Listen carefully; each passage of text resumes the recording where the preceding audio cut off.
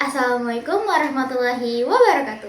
Halo semuanya, perkenalkan nama saya Rizka Saputri dengan NIM 2502016021. Saya dari program studi S1 Administrasi Publik Universitas Mula Warman.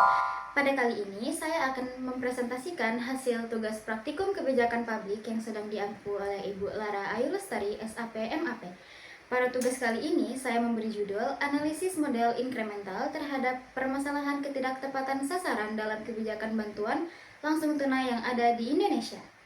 Jadi teman-teman, seperti yang kita tahu bahwa bantuan langsung tunai atau yang biasa juga disebut sebagai BLT merupakan salah satu program pemerintah yang bertujuan untuk membantu masyarakat, khususnya yang ekonominya menengah ke bawah. Program ini biasanya diberikan saat kondisi ekonomi sedang sulit, misalnya ketika terjadi kenaikan harga kebutuhan atau saat masa krisis seperti pandemi. Tujuan utamanya sebenarnya cukup sederhana, yaitu supaya masyarakat tetap bisa memenuhi kebutuhan hidupnya. Tapi dalam praktiknya, kebijakan ini masih mengalami beberapa masalah terkait ketidaktepatan sasaran. Maksudnya di sini adalah masih banyak kasus di mana masyarakat yang seharusnya berhak mendapatkan bantuan itu justru tidak mendapatkannya. Sebaliknya, ada juga masyarakat yang sebenarnya tergolong cukup mampu, tetapi malah mendapatkan bantuan tersebut. Dalam beberapa jurnal penelitian yang telah saya baca, terdapat satu tempat yang membagikan bantuan tersebut secara merata tanpa adanya verifikasi data yang jelas dan juga tanpa adanya peninjauan langsung ke lapangan. Nah, kondisi ini biasanya terjadi karena penerima bantuan belum diperbarui secara berkala dan juga proses verifikasi di lapangan yang belum berjalan secara optimal. Selain itu, koordinasi antar lembaga juga belum maksimal sehingga mempengaruhi akurasi penyaluran bantuan. Dalam menganalisis masalah ini, saya menggunakan metode inkremental yang dikemukakan oleh Charles Edward Lindblom. Model ini menjelaskan bahwa kebijakan publik yang tidak selalu dirancang secara sempurna sejak awal, melainkan berkembang melalui proses penyesuaian dan perbaikan secara bertahap. Istilahnya sering disebut sebagai modeling show, yaitu kebijakan dibuat sambil berjalan dan terus diperbaiki sesuai kondisi di lapangan. Kalau kita lihat lebih dalam, permasalahan utama dalam kebijakan BLT ini sebenarnya bukan hanya soal ketidaktepatan sasaran, tapi juga berkaitan dengan sistem pendataan dan pelaksanaan kebijakan itu sendiri. Salah satu penyebab utamanya adalah data penerima bantuan yang tidak diperbarui secara berkala.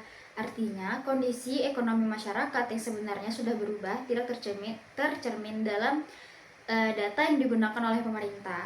Selain itu juga, proses verifikasi di lapangan juga masih belum optimal.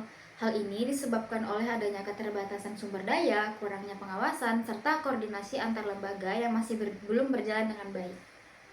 Akibatnya, kebijakan yang seharusnya tepat sasaran justru mengalami penyimpangan dalam pelaksanaannya. Jika dikaitkan dengan model inkremental, kondisi ini menunjukkan bahwa kebijakan BLT tidak dirancang secara sempurna sejak awal. Pemerintah cenderung mengambil keputusan berdasarkan kondisi yang ada, kemudian melakukan penyesuaian secara bertahap seiring dengan munculnya masalah di lapangan. Namun, karena perbaikan yang dilakukan bersifat bertahap dan tidak menyeluruh, maka permasalahan yang sama masih terus berulang, terutama terkait ketidaktepat sasaran. Dengan kata lain, pendekatan inkremental memang membantu kebijakan tetap berjalan, tetapi di sisi lain juga menyebabkan penyelesaian masalah menjadi lamban dan kurang optimal. Dalam pelaksanaan kebijakan PLT, ada beberapa pihak yang terlibat. Di antaranya adalah pemerintah pusat yang membuat kebijakan dan menyediakan anggaran. Selanjutnya, ada juga pemerintah daerah yang bertugas mendata dan menyalurkan bantuan, serta aparat desa atau kelurahan yang membantu dalam verifikasi data. Selain itu, masyarakat juga berperan sebagai penerima manfaat. Kalau kita lihat dari prosesnya, kebijakan ini melalui beberapa tahap. Tahap yang pertama adalah di mana masih banyak ditemukan berbagai permasalahan, terutama terkait data yang tidak akurat. Pada tahap kedua adalah tahap perbaikan, di mana pemerintah mulai melakukan evaluasi, penyesuaian, serta pembaruan data, dan meningkatkan verifikasi.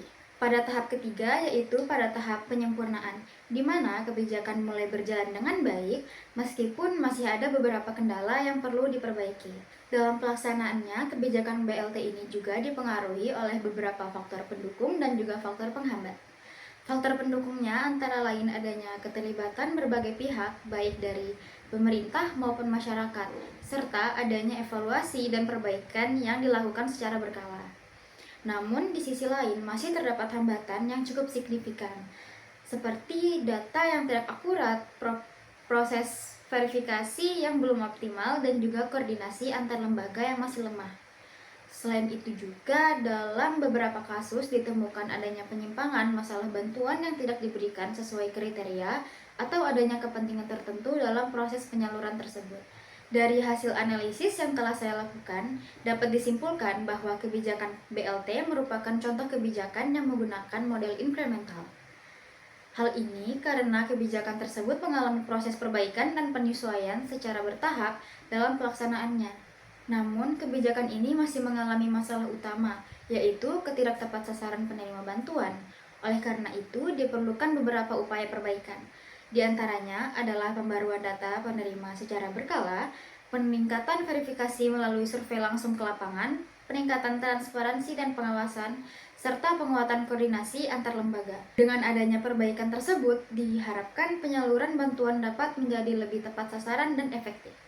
Tugas kali ini ada beberapa soal yang harus kami jawab. Yang pertama, jelaskan konsep dasar model incremental. Model incremental merupakan model pembuatan kebijakan publik yang menekankan pada perubahan atau penyesuaian secara bertahap dari kebijakan yang sudah ada sebelumnya. Dalam model ini, pemerintah tidak langsung membuat kebijakan yang baru, tetapi pemerintah melakukan perbaikan sedikit demi sedikit berdasarkan kondisi dan permasalahan yang terjadi. Menurut Charles Edward Lindblom, kebijakan publik dibuat secara logis dengan pertimbangan keterbatasan informasi, waktu, serta adanya perbedaan kepentingan antar pihak. Oleh karena itu, proses pengambilan kebijakan dalam model ini sering melibatkan kompromi dan menyesuaikan secara berkelanjutan. Yang kedua, apakah kelebihan dan kekurangannya? Pada model ini memiliki kelebihan dan kekurangan pastinya. Kelebihannya antara lain lebih realistis karena menyesuaikan dengan kondisi yang ada. Yang kedua, risiko kegagalan lebih kecil karena perubahan dilakukan secara bertahap. Yang ketiga, memudahkan pemerintah dalam mengambil keputusan di tengah keterbatasan. Yang terakhir, mengakomodasi berbagai kepentingan melalui kompromi. Ada juga kekurangannya. Yang pertama, perubahan cenderung lebih lambat, kurang mampu menyelesaikan masalah dengan cepat dan menyeluruh. Selanjutnya, berpotensi mempertahankan kebijakan yang efektif. Yang terakhir, kurangnya inovatif karena hanya fokus pada perbaikan kebijakan yang lama. Pada soal ketiga, yaitu analisis kebijakan publik di Indonesia dengan incrementalism. Jawabannya, pada praktikum ini saya mengambil kebijakan bantuan sosial atau BLT yang merupakan salah satu kebijakan publik yang bertujuan untuk membantu masyarakat yang memiliki keterbatasan ekonomi yang bermula pada saat pandemi, seperti kenaikan harga bahan bakar dan juga banyak pekerjaan yang diberhentikan. Hal ini dapat kita lihat dari berbagai perbaikan yang dilakukan oleh pemerintah secara bertahap. Pada tahap awal, penyaluran BLT ini masih menghadapi permasalahan seperti ketidaktepatan sasaran, di mana masih banyak masyarakat tergolong mampu yang menerima bantuan sementara masyarakat yang membutuhkan belum sepenuhnya terpenuhi. Seiring berjalannya waktu, pemerintah melakukan berbagai penyesuaian seperti pembaruan data penerima, peningkatan proses verifikasi data, serta perbaikan metode penyaluran bantuan. Perubahan tersebut tidak dilakukan secara langsung dan menyeluruh, melainkan secara bertahap dengan kondisi yang terjadi. Dengan demikian, kebijakan BLT mencerminkan model incremental karena adanya proses perbaikan secara berkelanjutan yang meningkatkan efektivitas kebijakan.